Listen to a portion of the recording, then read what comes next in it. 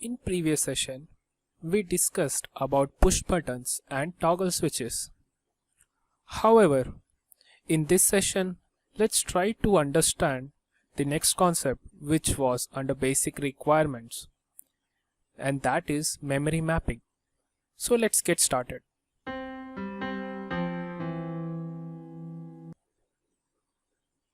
To understand this memory mapping, let's have an example. Consider a well-organized colony with beautiful apartments or houses or buildings, etc. Now, since a colony can be vast, we will limit our scope of imagination for the given area only. Consider this white color building. As you can see, it has 8 floors and going from 0 to 7. One note point here, in computer or digital world, the counting starts from 0 until unless it's specified. Now coming back to our sweet little building. Compared to computer world, each floor can be called as a bit. So if we see properly, now we have 8 bits counting from 0 to 7. These 8 bits together is called as a byte. Now let's become a little bit greedy and buy the blue color building. Now you are the owner of 2 buildings and you can name both building all together as word. Now let's become a little bit more greedy and buy 2 more buildings, that is the green color one and the red color one. Now you are the owner of 4 buildings and you will name them as double word. If you see properly, we first bought white building and we named it as byte. The first building has 8 floors and each floor we named it as a bit. After that we bought the blue color building. Now combining both white color building and blue color building, we named both of them as a word. After that we purchased 2 more buildings, that is the green color one and the red color one, and all together combining we named them as double word. Now this is how your memory addressing works. From the previous slide, now we know that the memory is distributed. Now let's take a peek into PLC memory then. As from our previous slide, we can conclude this. One double word is equal to 2 words. 2 double words is equal to 4 bytes. And the 4 bytes are equal to 32 bits. Now we are aware of the numbers and we know the relation between double word, byte and bit. Now let's see practically what happens. You see these small boxes? This is how the memory is distributed inside a PLC. Each box you see represents a bit. You see that 18th number?